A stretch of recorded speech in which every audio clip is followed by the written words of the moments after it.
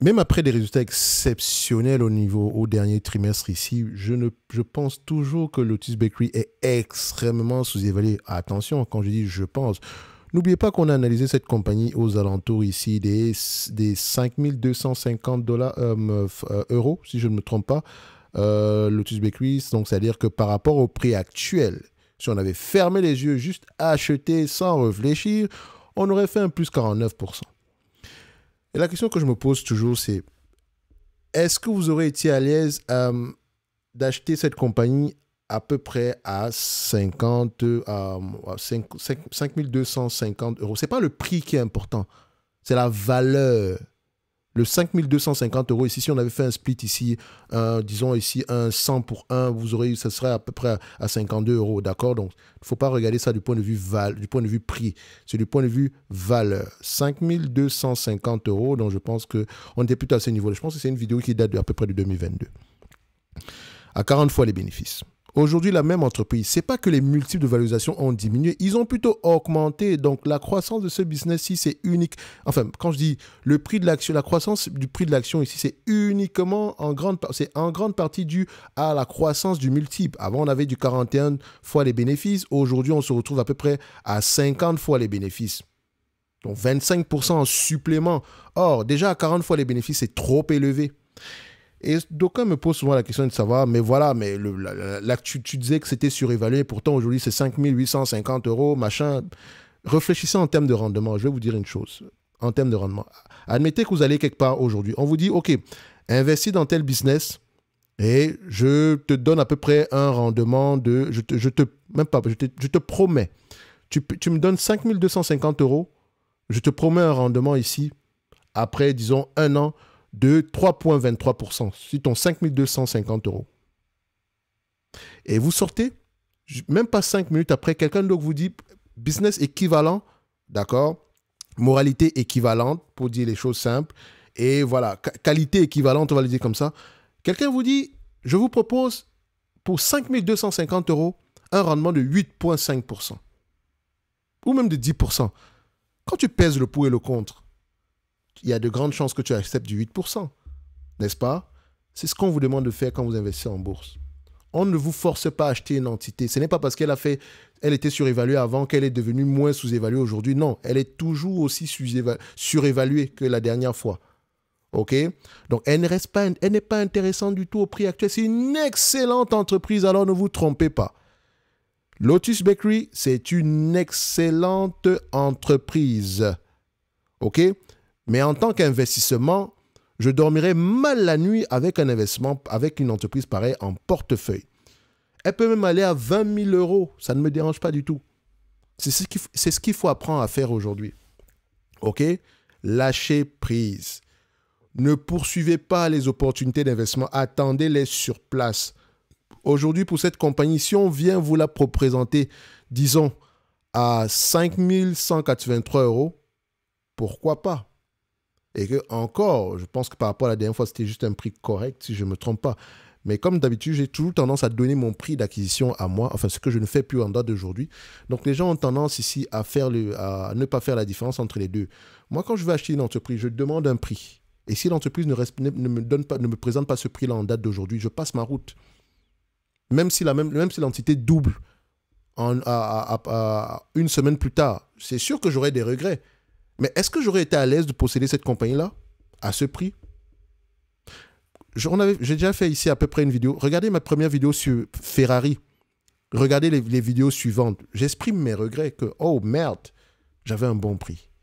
Nvidia, c'est la même chose. Et ce n'est pas comme si je ne comprenais pas ce secteur d'activité-là. J'ai fait même une analyse sectorielle sur ce segment d'activité-là. Mais je voulais un meilleur prix que ça. Est-ce qu'il y a des regrets aujourd'hui? Bien sûr. Mais est-ce que ces regrets-là m'empêchent de dormir? Mais non. Parce que quand je regarde mes méta, je suis très content. Quand je regarde mes Makeson, je suis assez content également. OK? Quand je regarde mes United Rental, je suis content. Quand je regarde mon SPG, je suis content. Donc, voilà, ce n'est que partie remise. OK? Et c'est ça en bourse. Aujourd'hui, on vous présente une entreprise avec un rendement, je ne parle pas de rendement de dividende, s'il vous plaît. Encore une fois. Avec un rendement de 3%, je passe. Demain, monsieur le marché revient vers vous, il vous dit, bon, je te présente la même entreprise, mais bon, avec un rendement de 5% aujourd'hui. Je passe. Il revient un mois plus tard, me proposer la même entreprise, le même business, les mêmes perspectives d'avenir, mais maintenant avec un rendement de 10%. Là, ça m'intéresse, monsieur le marché. Il est là pour vous servir. Ça, c'est une entreprise qui est uniquement pour les gens qui recherchent, qui sont en phase de momentum à la fin de la journée. Et encore,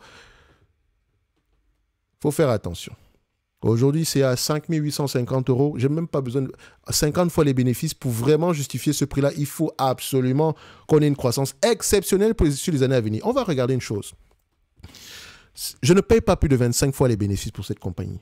Allez demander à qui vous voulez 25 fois les bénéfices, même si on a une certaine croissance ici. Franchement, c'est déjà assez élevé. Parce qu'il faut toujours anticiper la maturité du business. Ok, je sais également que c'est un business qui se comporte bien au 4e trimestre. Les cadeaux avec le chocolat. La Saint-Valentin également arrive. Oh merde, je n'ai pas encore prévu mon cadeau pour la Saint-Valentin. Pas possible ça. Chaque année, c'est la même chose. Mais bref, vous allez remarquer que chaque 3 mois, il y a une fête commerciale. Décembre, Saint-Valentin, après on aura Pâques, après on aura quoi? Il y a quoi d'autre qui vient après? Après Pâques, il y a quoi? Halloween, Boxing Day, il y a toujours des bêtises pareilles à chaque fois. Bref, c'est juste pour vous faire dépenser de l'argent. Et si vous pensez que vous êtes en train de faire les soldes, vous vous trompez littéralement. Parce que quand on sait très bien quel est le prix qu'on aimerait fixer, quand on fixe un prix, on sait très bien quel est le minimum. Okay? Donc on sait très bien quand on fixe le prix d'un produit à 100 $, on ne va pas le vendre pour moins de 75 $, même pour moins de 50 $, même en période de solde. Donc quand les soldes arrivent, moins 50%, tu dis waouh, opportunité. Mais non, en fait, c'est le prix minimum qu'eux, ils recherchaient. OK? Donc, du point de vue évaluation, à 25 fois les bénéfices, c'est un business assez prévisible. Ici, extrapolons un tout petit peu parce qu'il y a des malins qui veulent toujours qui te disent ouais, mais elle a fait aujourd'hui, elle est à 5 850 € alors qu'avant, elle était à 5 250 €. J'aurais dû l'acheter, j'ai raté une opportunité. Mais non, cette compagnie-ci, pour justifier le prix actuel, je dis bien à 25 fois les bénéfices, pour justifier le prix actuel, il faut une croissance au moins de 22% sur les années à venir. Et encore 22% même, c'est gentil. Je dirais même 20% sur les années à venir. OK? Allons même avec ça à 20%. 15%, c'est plus bas. Disons même 15% sur les années à venir. Est-ce que Lotus Bakery prévoit une croissance de 15% jusqu'en 2028 au moins? Et ce 15%, c'est uniquement pour que vous puissiez récupérer votre somme de départ. Donc, le PER ne change pas. Non, même pas. Le prix de l'action ne change plus. Il reste le même, mais les bénéfices nets augmentent jusqu'à 310 €. Pour justifier le prix actuel à 25 fois les bénéfices, c'est ce qu'il faut faire. Donc, on va dire, mais oui, mais elle a tendance à s'échanger ici à 50 fois les bénéfices. Ça doit être, c'est exactement, peut-être qu'également, c'est la moyenne de ce que le marché recherche en date d'aujourd'hui. Non, c'est 22 fois les bénéfices que le marché, c'est à long terme. Dans la période actuelle, c'est un optimisme comme vous ne pouvez même pas l'imaginer. Peut-être qu'également, elle a un certain pricing power qu'elle n'a pas encore pleinement utilisé. Encore une fois, on va quand même aller vérifier, n'est-ce pas? Voilà. OK. Croissance des revenus, magnifique. On aime ça. Marge brute, stable. Premier élément. Marge EBITDA, stable. Deuxième élément. Quand on prend on prend les free cash flow et les net income, on les met sur le même graphique déjà. Free cash flow en dents de scie. Il y a sans doute un BFR à l'intérieur à aller ajuster. Mais ça ne dérange pas. C'est un business qui peut avoir tendance à rapporter cette somme-là. OK? Quand on prend les marges de bénéfices nets, ça donne quoi? Plutôt stable sur à peu près les 5-6 dernières années. Quand on prend ici le nombre d'actions, il augmente ou diminue? Il est plutôt stable. Mais qu'est-ce que je vais faire? Qu'est-ce que je vais payer 50 fois les bénéfices pour ce genre de business? Vous voulez un business équivalent? Vous avez Hershey qui est là. Qui fait, je ne dirais pas qu'ils sont situés sur le même segment, etc. Mais si cette compagnie, si vous appartenez totalement et que vous reversez la totalité des bénéfices ici en dividende, vous aurez eu un rendement de 4,83%. Et ça ne prend pas en considération une éventuelle croissance. Mais on me demande de payer aujourd'hui Lotus Bakery à ce prix-ci pour 1,98% de rendement. Vous êtes malade. Jamais de la vie. Je paye mon prix, c'est à la limite même à 5 183, c'est-à-dire que je réfléchis. Parce que vous me connaissez, vous savez que je veux un prix bien plus bas que ça. Mais attention, il y a une croissance également ici de 10% en moyenne. Si tu extrapoles même cette croissance-là, admettons, on va extrapoler la croissance jusqu'en, on a dit 10%, n'est-ce pas? OK. 10%. Jusqu'en 2028, à 25 fois les bénéfices, je ne veux pas cette compagnie à plus de 6 272 euros. Me connaissant, mon but est de doubler au moins mon capital sur 5 années. Je veux avoir tendance à aller la chercher aux alentours des 3 000 euros par là. Ça, c'est mon prix. Faites ce que vous voulez. C'est le mien. Pas besoin d'être énervé. Celui justement qui a acheté cette compagnie à 5 250 euros, aujourd'hui, elle est à 7 850. Est-ce que tu es à l'aise à la posséder? À 50 fois les bénéfices? Ce n'est pas une entreprise qui vient d'une autre planète. Hein. Une entreprise, somme toute, correcte. Sans plus. En termes de croissance, ici, oui, c'est là, mais ça reste du 10%. Sauf surprise également. Et n'extrapolez pas la croissance de l'année passée.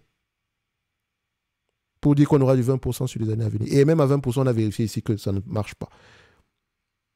Et j'ai pris le multiple de valorisation moyen sur cette compagnie, sur une longue période de temps. Donc, c'est assez robuste. Donc, tôt ou tard, le marché, cette entreprise redescendra sur terre. Ne vous inquiétez même pas par rapport à ça.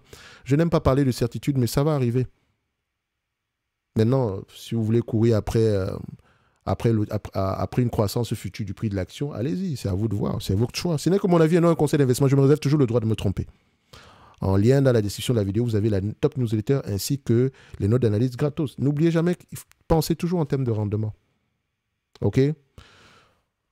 On se dit à bientôt. Lotus Bakery, conclusion, encore plus cher que précédemment. Au pire des cas, c'est une entreprise qu'on va commencer à regarder aux alentours de 5 250 euros ou 5 200 euros par là. D'accord? Au prix actuel, bof, laissez-la courir tranquillement. Ce n'est pas des opportunités qui manquent. Et si vous parlez d'opportunités en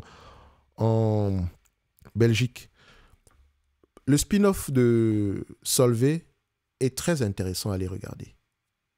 Je vous assure. Prenez la peine d'aller regarder. Étudiez le business. Regardez les perspectives de croissance. La problématique à laquelle elle répond. Je pense que cette compagnie-ci est sous-évaluée au prix actuel. OK? Sensiblement, ici, vous l'achetez presque à 10 fois les bénéfices attendus. Et ce n'est pas comme s'il n'y aura pas de croissance. Il y a de grandes chances qu'il y ait de la croissance. Évidemment, le prix de l'énergie pourra avoir également un impact ici. Mais plongez-vous un peu sur Syensqo. D'ailleurs, d'accord? Vous recherchez vous voulez peut-être ici des alternatives. Elles sont là. Bref, bye.